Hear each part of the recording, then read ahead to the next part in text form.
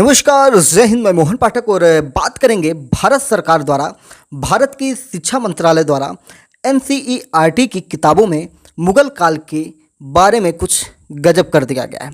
आज तक तो हमने अकबर महान पढ़ा है, द ग्रेट अकबर पढ़ा है, लेकिन इतिहासकारों ने या हमारे यहाँ जो किताबें लिखने वाले थे उन लोगों ने कहीं ना कहीं एक तरफा जैसा व्यवहार किया था, यानी कि दोयम दर्जे का व्यवहार किया गया था। एक तरफ तो मुगल काल के जो शासक थे उनकी क्रूरता को दबा दिया गया, दूसरी तरफ और भी चीज़ें जो थीं, जो आप देखेंगे सनातन परंपरा में जो चीज़ें थीं, जिनमें जैसे हिंदू जमींदारों के बारे में बातें थीं, उनको पूरी कम्युनिटी से जोड़कर दिखा दिया गया। मतलब समझ रहे हैं कि जो हिंदू जमींदार थे वो अत्याचार कर रहे थे, इसमें कोई दो राय नहीं था। उनको पूरे समाज से जोड़कर दिखा दिया गया कि सारे हिंदू लोगों पर, या जो सवर्ण हिंदू थे उनके द्वारा सभी लोगों पर अत्याचार किया जा रहा था, जबकि ऐसा नहीं था। था क्या कि जो जमींदार हिंदू थे, जो बड़े लोग थे, जो ऐसे लोग थे जो पैसा होने के साथ साथ जिनमें लालच बढ़ चुका था, ऐसे लोगों को कहीं ना कहीं ये कहा गया कि ये लोग पूरा एक समाज बना दिया गया जो सभी को प्रताड़ित करते थे। लेकिन वहीं मुगलों को किताबों में इस तरीके से दिखाया गया कि इन्होंने भारत को अच्छा किया, भारत में क्रांति लाई, यानी कि भारत को आज़ाद कराने में बहुत बड़ा योगदान दिया। चीज़ें हैं, लेकिन जिस तरीके से दिखाई गई उसमें ये दर्शाया गया कि जो मुग़ल थे वो अच्छे थे, जो यहाँ के ब्राह्मण थे, क्षत्रिय थे, वो यहाँ के लोगों का शोषण करते थे, ऐसा दिखाया गया। यहाँ तक कि भगत सिंह को एक बार किसी बुक में आतंकवादी यानी कि टेररिस्ट जैसे शब्द से संबोधित भी किया गया था। जो हमारे यहाँ के लोग थे जिन्होंने अच्छे कार्य किए, उनको उतना तवज्जो नहीं दिया गया जो मुग़ल शासकों को दिया गया। किसने किया, क्यों किया, इन चीज़ों पर थोड़ा सा नज़र डालने की कोशिश करेंगे। लेकिन एनसीईआरटी की किताबों में भारत सरकार ने फिलहाल अभी क्या बदलाव किया है, अकबर के शासन की क्रूरता और सहिष्णुता का जो मिश्रण था, जबकि औरंगजेब एक सैन्य शासक था जिसने गैर इस्लामी प्रथाओं पर प्रतिबंध लगाया, यानी कि जो गैर इस्लामी, इस्लाम के को मानने वाले नहीं थे, उन सभी प्रथाओं पर प्रतिबंध लगा दिया गया और गैर मुसलमानों पर टैक्स लगाया। मुगल काल की ये नई समीक्षा एनसीईआरटी की कक्षा 8 की किताब में अब शामिल की जा चुकी है। एनसीईआरटी कक्षा 8 की सामाजिक विज्ञान की किताब में मुगल शासकों के धार्मिक फैसले, सांस्कृतिक योगदान और क्रूरता की नई व्याख्या की गई है। ये किताब 2025-26 एकेडमिक सेशन से ही स्कूलों में लागू होगी।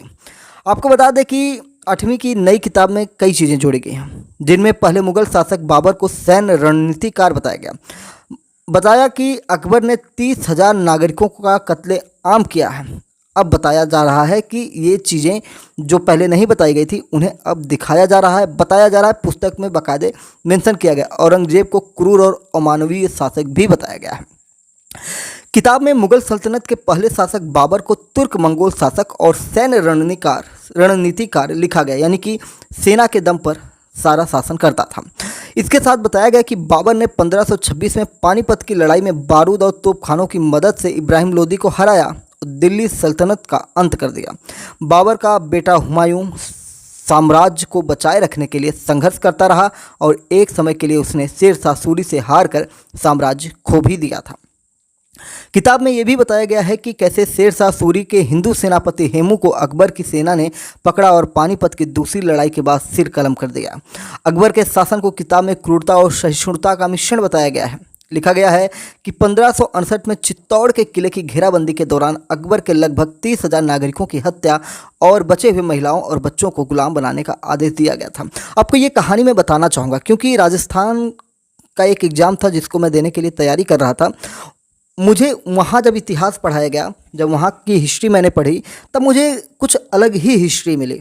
जो हम उत्तर भारत में, दिल्ली में, या जो अपने यहाँ इतिहास हम पढ़ते थे एनसीईआरटी की किताबों में, यूपी बोर्ड की किताबों में, उन किताबों से बिल्कुल अलग हमने राजस्थान बोर्ड की किताबें देखी। उन किताबों में इन चीज़ों का जिक्र था जिन चीज़ों का जिक्र हमें कभी नहीं मिला।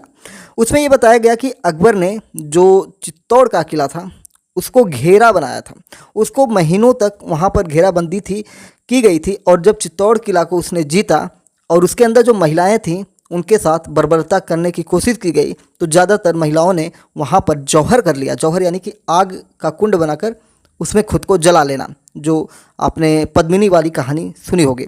तो अकबर ने क्या आदेश दिया था? अकबर ने आदेश दिया था, लगभग वहाँ पे 30,000 नागरिकों की हत्या की गई थी, बच्चों को गुलाम बनाया गया था, महिलाओं को दासी बनाया गया था। तो ये सारी घटनाएं हमको नहीं पढ़ाई जाती थी।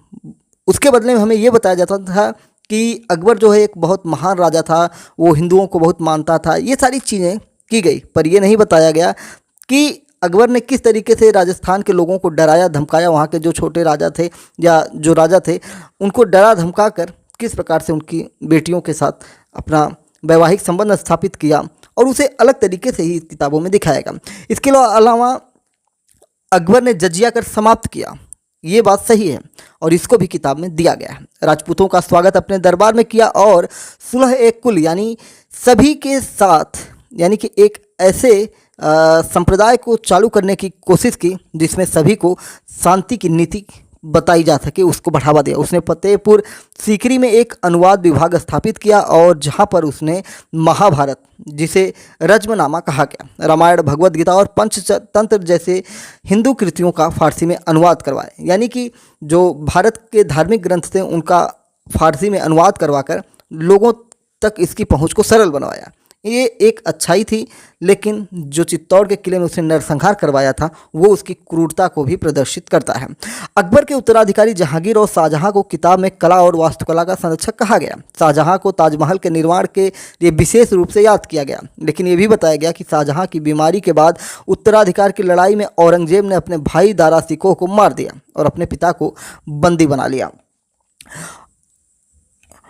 किताब में बनारस, मथुरा और सोमनाथ में मंदिरों को तोड़ने और जैन, सिख, सूफी और पारसी समुदायों का अत्याचार, इनके ऊपर जो अत्याचार हुए उनकी घटनाओं का जिक्र किया गया, जिसे अब तक किताबों में छिपाया गया। बनारस में सैकड़ों मंदिर तोड़े गए, मथुरा में कृष्ण मंदिर तोड़ा गया, सोमनाथ मंदिर को तोड़ा गया, और जो भी गैर इस्लामी संत थे, जैन, सिख, सूफी, पारसी, सूफी तो मिक्स होते हैं, सूफी कट्टरवाद को नहीं मानते हैं, इन सभी पर जो अत्याचार हुए उनका भी जिक्र किताब में कहीं ना विशेष रूप से किया गया। इस बारे में एनसीईआरटी के एक अधिकारी ने मीडिया को ये बताया कि इतिहास की घटनाओं को मिटाया या नकारा नहीं जा सकता, लेकिन आज किसी को उनके लिए दोषी ठहराना गलत होगा। सत्ता की लालसा, अत्याचार या गलत महत्वाकांक्षाओं की शुरुआत को समझना ही ऐसा भविष्य बनाने का सही तरीका है जहां ये घटनाएं दोबारा न हो। यानी कि किताब में अगर ये चीज़ें आएंगी तो लोग जागरूक रहेंगे और भविष्य में ऐसी घटनाएं न हों। इन सारी चीज़ों को कहीं ना कहीं संतुलित करने की कोशिश की जा रही है। इससे पहले भी कुछ बदलाव हुए थे। कक्षा 7वीं की क्लास की किताब का सिलेबस बदला था, जिसमें महाकुंभ और 4 धाम के चैप्टर जोड़े गए थे। आपको बता दें कि 7वीं की किताब में बहुत बदलाव किए गए, जैसे हिस्ट्री, जियोग्राफी की टेक्स्ट बुक से मुग़ल सल्तनत और दिल्ली सल्तनत के टॉपिक को हटा दिया गया, जबकि महाकुंभ समेत गवर्नमेंट इनिशिएटिव जैसे मेक इन इंडिया और बेटी बचाओ बेटी पढ़ाओ को किताबों में जोड़ा गया है। एनसीईआरटी ने उस समय कहा था कि किताबों को 2 पार्ट में जारी किया जाएगा, और ये केवल किताबों का पहला पार्ट है। ये स्पष्ट नहीं किया गया है कि दूसरे पार्ट में इन टॉपिक को जोड़ा गया है या नहीं। अब ये बदलाव जो थे national curriculum framework for school education यानी NCFSE 2023 ने किए थे। इन्हें नेशनल एजुकेशन पॉलिसी 2020 के तहत डिजाइन भी किया गया। इससे पहले एनसीईआरटी ने कोविड-19 महामारी के समय मुगल और दिल्ली सल्तनत से जुड़े कई हिस्सों को कम कर दिया था। इसमें तुगलक, खिलजी, लोधी और मुगलों के उपलब्धियों के टॉपिक्स शामिल थे। अब इन टॉपिक्स को पूरी तरह से किताबों से हटा दिया गया है। दरअसल एनसीईआरटी ने हिस्ट्री, जियोग्राफी और सोशल एंड पॉलिटिकल लाइफ की 3 अलग अलग किताबों में को एक में मर्ज किया है, यानी कि 3 किताबों को एक बना दिया। इसका नाम exploring society India and beyond part 1 है। जल्द ही इसका पार्ट 2 जारी करने की बात की गई थी। किताबें 2025-26 सेशन से लागू हो गई हैं और इसको अब बच्चों को पढ़ना हो रहा है। आपको बता दें कि एनसीईआरटी ने विभिन्न कक्षाओं के लिए किताबों के कई नाम भी जारी किए थे। उस समय कक्षा 1, कक्षा 2 की इंग्लिश किताबों का नाम मैरी गोल्ड से बदलकर मृदंग और कक्षा 3 की पुस्तक का नाम संतूर रखा गया था।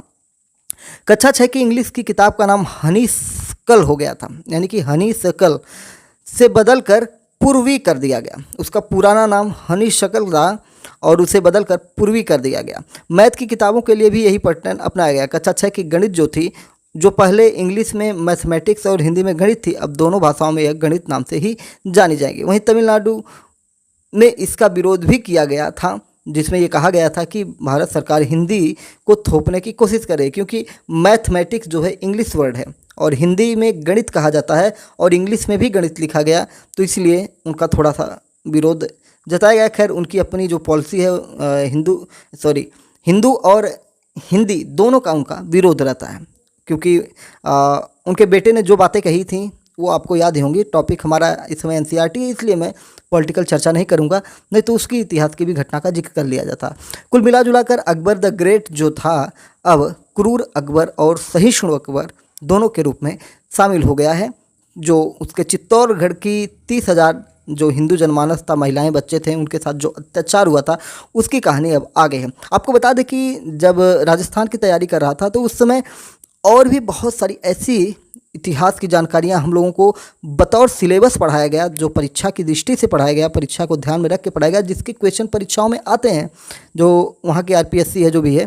तो इतिहास में बहुत सी ऐसी चीज़ें हैं जिन्हें अभी हमसे छिपाया गया है और समय समय पर सरकारें अगर संशोधित करेंगी किताबें तो चीज़ों को लाएंगे। अब जैसे अकबर की क्रूरता की ये कहानी आपको कितने सालों बाद पता चल रही है, आपको शायद पता भी नहीं हो कि अकबर ने चित्तौड़गढ़ के किले में 30,000 लोगों को मारा था। सिर्फ अकबर ने ही नहीं, एक और मुगल शासक था जिसने राजस्थान में 30 से 40,000 लोगों को ऐसे ही मरवाया था। वो घटनाक्रम किस मुगल शासक की थी, जब इसकी ज़रूरत पड़ेगी तो हम आपको ज़रूर बताएंगे। जय नमस्कार। भारत माता की चैनल पर नए हैं तो चैनल को सब्सक्राइब करके जरूर जाइएगा। सब्सक्रिप्शन का कोई भी चार्ज नहीं लगता है, आपको प्रामाणिक चीज़ें यहाँ पे प्राप्त होती हैं, तो उसके लिए एमपीएस हिंदी से जुड़ना बेहद ज़रूरी है।